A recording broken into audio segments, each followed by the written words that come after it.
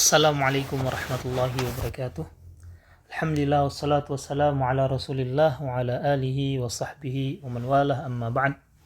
Allahumma faqihna fid din wa 'allimna ta'wil. Allahumma 'allim ma yanfa'una wanfa' bima 'allamtana wa zidna ilman. Teman-teman yang saya banggakan dan saya muliakan, insyaallah kita akan belajar bersama ilmu nahwu dasar dengan kitab Ilmu Nahwu untuk Pemula dari Yayasan Bisa, Oke. Di sini ada kitab PDF-nya banyak di internet, bisa di-download bagi yang mau membaca sendiri. Adapun kalau di video ini insyaallah kita akan belajar bersama, membaca bersama. Kalau sekiranya ada yang perlu ditambahkan, insyaallah akan saya tambahkan, atau kalau ada suatu kata atau kalimat yang sedikit susah dipahami, insyaallah akan ana coba jelaskan agar lebih mudah dipahami. Oke.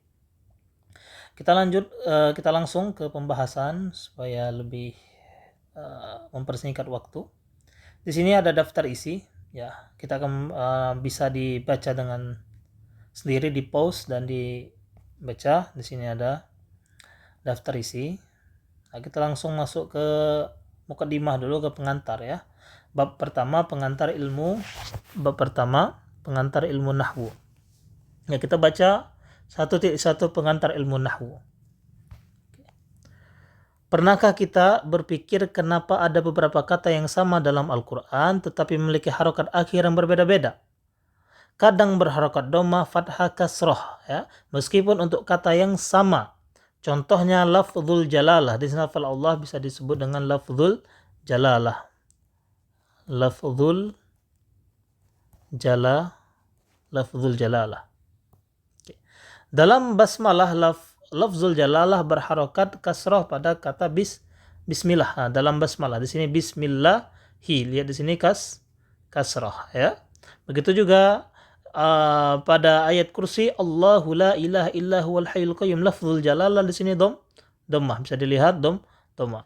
Adapun pada ayat yang lain lafzul jalalah innallaha ma'as sabirin, di sini fathah. Oke. Nah, kita lanjut di sini. Perubahan harokat di atas tidaklah sembarangan. Terdapat kaidah yang mengatur perubahan harokat akhir kalimat tersebut. Kesalahan dalam pemberian harokat bisa mengubah pelaku jadi korban dan sebaliknya, sebagai contoh kalimat. Nah, di sini agak susah dipahami pelaku, korban, dan lain-lain karena memang belum dipelajari. Jadi pada intinya di mukadimah ini bahwa ada suatu kata yang dia bisa berubah-ubah harokatnya, dan perubahan harokat itu sangat menentukan maknanya, arti dari kata tersebut. Jadi harokat akhir itu sangat menentukan maksud dan arti dari suatu kalimat dalam bahasa Arab. Bisa dicontohkan di sini ada kita tulisan doroba zaidun bakron, arti doroba memukul, Zaid nama orang, bakron nama orang, artinya Zaid, ya. Di sini ada Zaid memukul bakron. Di sini kalau kita perhatikan, ya, Zaidnya dhammah, bakronnya fathah. Kalau yang di bawahnya, okay, doroba bakrun zaidan. Okay. Bakrun di sini dhammah, zaidannya yang fathah. Berbeda. Perbedaan harokatnya membedakan juga kedudukannya dalam satu kalimat.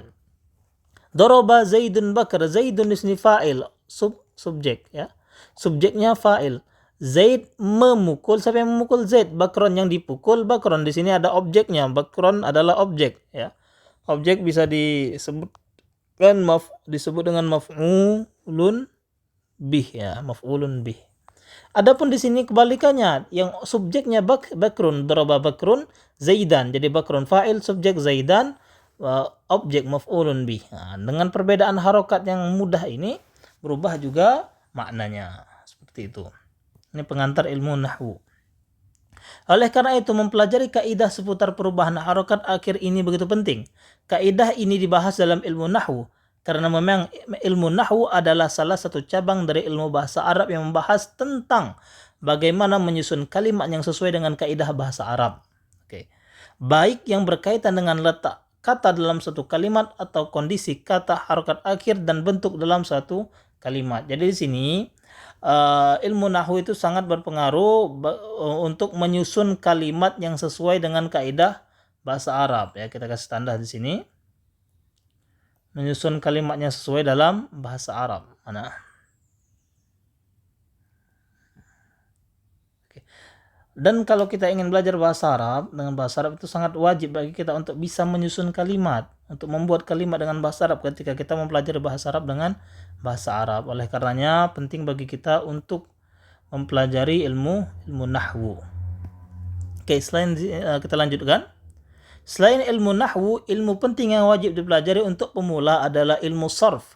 Kedua cabang ilmu ini wajib dipelajari oleh para pemula, karena dengan kedua ilmu ini kita dapat mengetahui dan memahami bagaimana cara membuat kalimat yang sesuai dengan kaidah bahasa Arab resmi. Adapun bila kita ingin membuat kalimat bahasa Arab yang indah baik dari sisi susunan, pemilihan kata dan maknanya, atau tinggi nilai sastranya, maka kita perlu mempelajari cabang bahasa Arab seperti ilmu balaghah, ya, ilmu ma'ani, dan ilmu arud. Nah, adapun yang belum paham dari makna-makna ilmu-ilmu yang disebutkan ini seperti balaghah, ya, ilmu ma'ani dan juga arud, ini enggak jadi masalah. Sekedar tambahan aja bahwa dalam bahasa Arab itu ada cabang-cabang ilmu lain selain ilmu nahwu dan ilmu sarf. Ada namanya ilmu balaghah, ada ilmu ma'ani, ada ilmu arud. Tetapi di kitab-kitab pada kitab-kitab dasar untuk kitab-kitab yang biasa dibaca, dibuat kajian itu biasanya orang kalau sudah memahami nahwu sarf saja itu insya Allah bisa memahami kitab tersebut tanpa mempelajari balaghah, ma'ani ataupun arud. Itu insya Allah sudah cukup untuk talibul ilmi. Adapun bagi yang ingin mendalami lagi bahasa Arab maka wajib ia untuk mempelajari balaghah, ilmu balaghah, arud dan ma'ani. Oke. Di sini kita lanjut. Apa perbedaan ilmu sarf dan ilmu nahwu? Apa perbedaannya? Kita baca bareng-bareng. Fokus pembahasan ilmu sarf ialah pada perubahan kata dari satu bentuk ke bentuk yang lain yang dikenal dengan istilah tasrif. Di sini kita buat perubahan, ya, perubahan kata dari satu bentuk ke bentuk yang lain yang dikenal dengan istilah tasrif, perubahan, ya, perubahan kata. Insya Allah nanti kita kasih contoh. Kita lanjut baca. Dengan ilmu sarf kita bisa mengetahui, ya, dengan ilmu sarf kita bisa mengetahui bentuk kata yang sesuai untuk digunakan dalam kalimat. Sedangkan ilmu nahwu fokus pada bagaimana kita merangkai kata-kata menjadi sebuah kalimat yang sempurna, baik dari sisi susunan kata tersebut atau perubahan akhir setiap kata dalam kalimat yang dikenal dengan istilah i'rab. Oke. Bagi yang kurang mengerti perbedaan ilmu sarf dan nahwu, ya, bisa kita jelaskan lanjut bahwa ilmu sarf itu perubahan bentuk katanya. Contoh, ya, dari kata istaghfara, ya, istaghfara artinya beristighfar sebagaimana kita tahu. Istaghfara. Berubah lagi bisa jadi yastaghfiru. Ada faron, ada lanjut lagi mustaghfirun, mustaghfarun dan lain-lain. Ini ada perubahan-perubahan kata yang awalnya cuma satu, itu fokusnya di pelajaran tasrif sarf. Adapun nahwu dia mempelajari akhir kata, biasanya akhir kata atau penyusunan suatu kalimat. Ya, sebagaimana yang di sini ditulis oleh mu'alif, oleh pengarang, kalimat yang sempurna. Sedangkan ilmu nahwu fokus pada bagaimana kita merangkai kata-kata menjadi sebuah kalimat yang sempurna, baik dari susunan kata tersebut atau perubahan akhir setiap kata dalam kalimat yang dikenal dengan istilah i'rab. Ya, insyaallah dapat kita pahami. Kita lanjutkan di sini. Apa pentingnya belajar ilmu nahwu? Di sini mu'alif dia menjelaskan pentingnya belajar ilmu nahwu dengan dalil-dalil yang bisa kita baca bareng-bareng. Langsung saja di sini Allah Subhanahu wa taala berfirman, "Inna anzalnahu Qur'anan Arabiyyan la'allakum ta'qilun." Sesungguhnya kami menurunkannya berupa Al-Qur'an dengan berbahasa Arab agar kamu memahaminya. Di sini Allah Subhanahu wa taala menjelaskan bahwa kita dapat memahami Al-Quran dengan baik dan benar jika kita bisa memahami bahasa Arab. Oke. Terus di sini ada juga bilisanin arabiyyin mubin, dengan bahasa Arab yang jelas. Ya. Qur'anan arabiyyan ghaira dhi 'iwajin la'allahum yattaqun. Ialah Al-Quran dalam bahasa Arab yang tidak ada kebengkokan di dalamnya supaya mereka bertakwa. Umar bin Khattab berkata, ta'allamul arabiyyah fa innaha min dinikum. Pelajarilah bahasa Arab karena sesungguhnya bahasa Arab itu bagian dari agama kalian. Al-Imam Asy-Syafi'i berkata, man tabahhara fin nahwi ihtada ila kullil ulum.